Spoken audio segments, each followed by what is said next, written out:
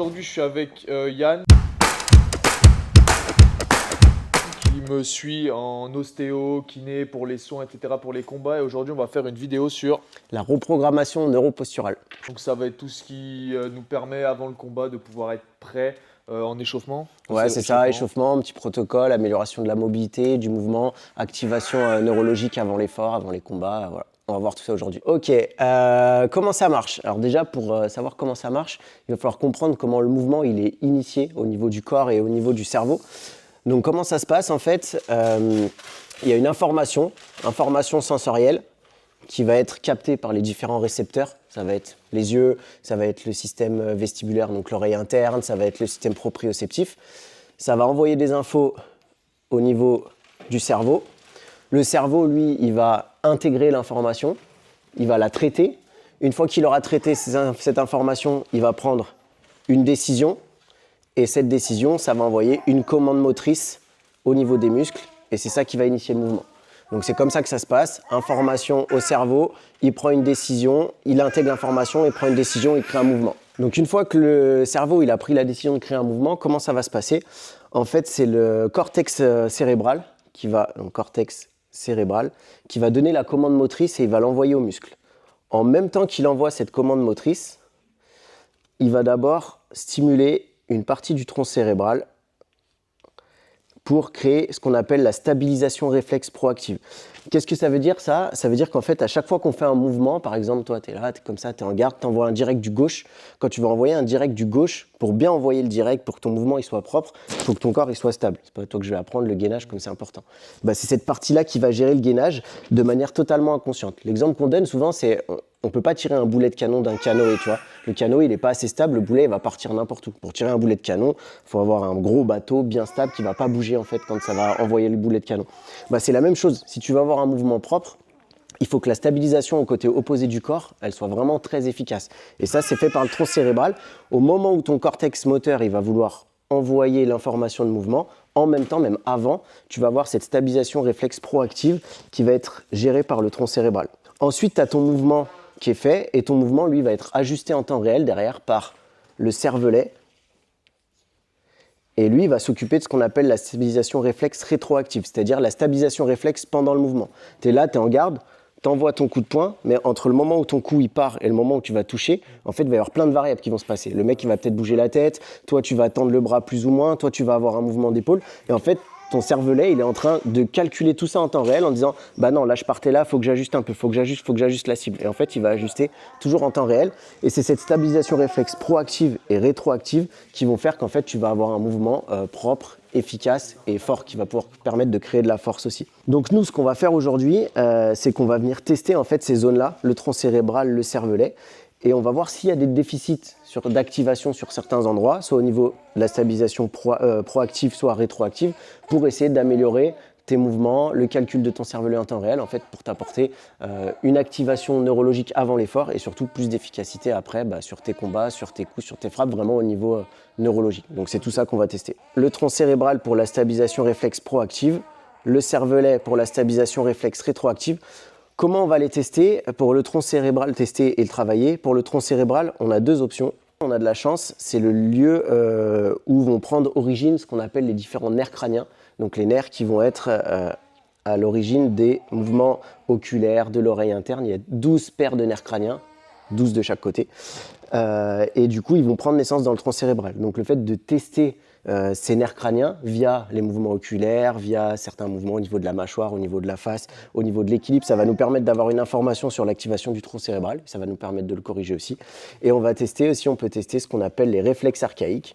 Pareil, les réflexes archaïques, c'est des réflexes qui sont naturellement présents dès la naissance, voilà. On reviendra un petit peu sur ce que c'est après. Et en fait, ils prennent naissance aussi, ils prennent origine dans le tronc cérébral. Donc, s'il y a des réflexes qui ne sont pas bien intégrés, ça nous montre un problème d'activation du tronc cérébral et on peut corriger aussi via ce mode-là. Et ensuite, le cervelet, comment on va le tester et le corriger? On va le tester via les informations vestibulaires, donc tout ce qui va être l'équilibre. C'est très en lien avec l'oreille interne, le cervelet, donc ça gère l'équilibre et la coordination.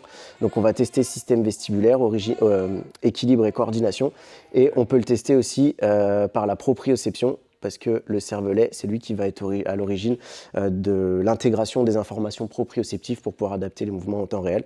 Donc des petits tests un peu articulaires de proprioception pour voir s'il y a des problèmes d'activation et comment les corriger. Ok, vas-y, on reprend. Impeccable. Donc là, tu vois, on observe un petit peu un déséquilibre sur la marche aussi, donc tu es un peu plus ouvert à droite, effectivement, l'épaule un peu plus en avant, et tu vois, tu as le bras, quand tu marches, tu vois, tu balances ton bras gauche, mais tu balances pas ton bras droit. Ça peut être des petits signes d'un manque d'activation de certaines zones. On va faire des petits tests un peu de mobilité, voir ce que ça donne, donc mobilité classique pour l'instant, aussi bas que tu peux, sans forcer, voilà. Donc là, ok, on fait une deuxième fois, puis crampe, oh là, crampe aux abdos, c'est l'entraînement de ce matin ça. Ah ouais. Pour voir jusqu'où tu vas au max, on va dire que tu poses le poing par terre. Tu t'arrêtes quand le bassin il s'engage. Ok, je te dirais. Ok, stop. Ok, vas-y, fais un squat et tu bloques en bas. Donc maintenant, on a fait nos tests un peu observation posturale, on a fait nos tests un peu de mobilité qui vont nous servir de référence. Maintenant, ce qu'on va faire, c'est qu'on va venir tester. Donc on va commencer par la partie tronc cérébral.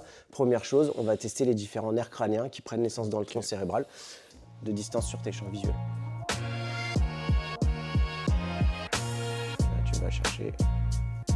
Deuxième test, on va tester la convergence. Regarde bien la pointe. Vas-y, fixe. Même chose, on va tester la convergence, mais cette fois, au lieu de la tester là, je vais venir la tester là. Là, j'ai testé le 3, là, on va tester le 4. Ok. Là, on va tester ici, ouvre grand la bouche. Ok. Ferme. Serre les dents. Relâche. Stylo. Et on va suivre. Fais un petit sourire comme ça. Ok. Ok, relâche. C'est utile.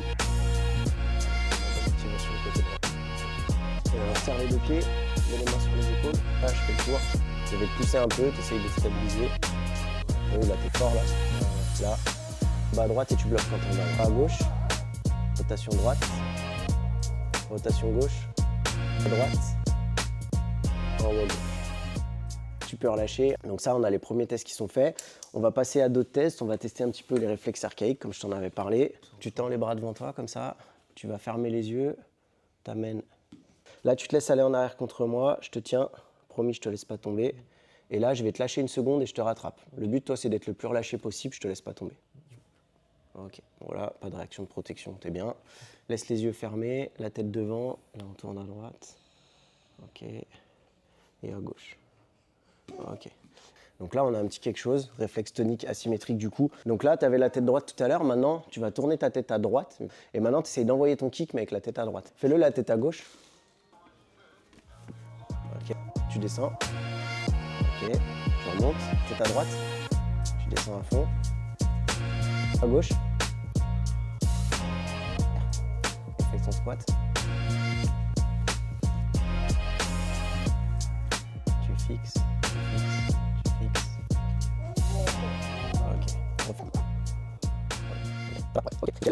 Donc là, on a testé un petit peu ce qui était en lien avec le tronc cérébral. Là, on va passer au petit test au niveau du cervelet, maintenant qu'on a testé le tronc cérébral.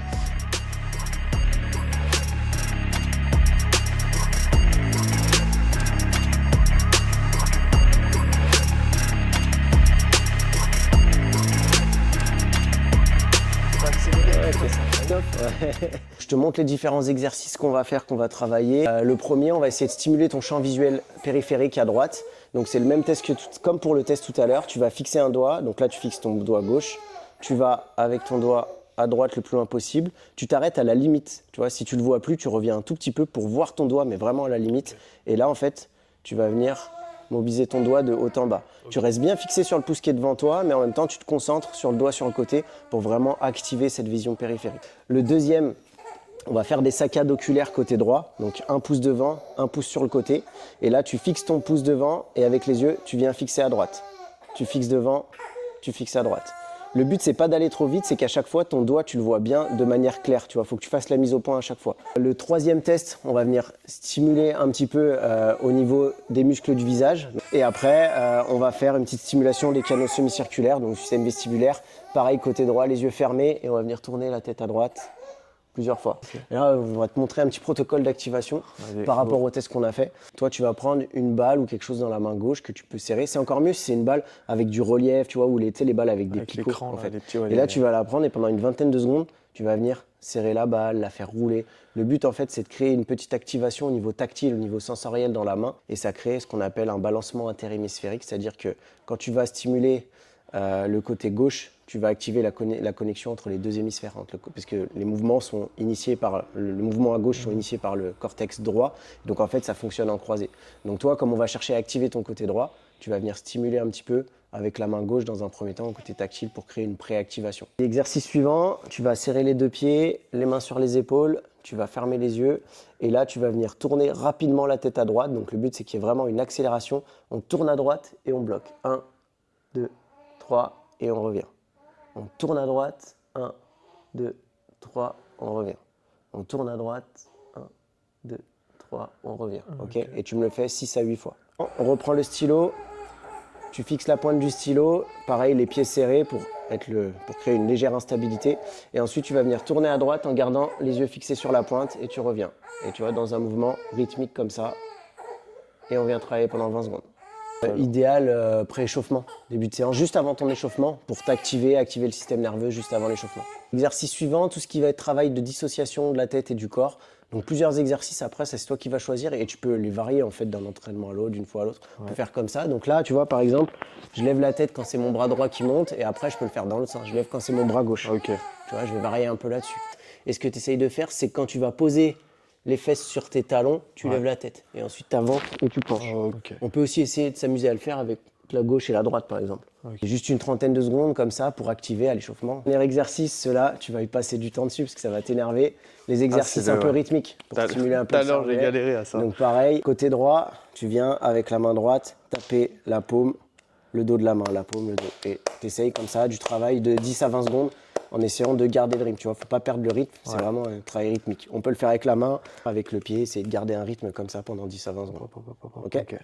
Tous les petits exercices que je t'ai montrés, protocole d'activation, tu les fais sur un sur un mode 20 secondes de travail, 10 secondes de repos. Sauf cet exercice-là, où là, on a dit on le faisait 6 à 8 fois.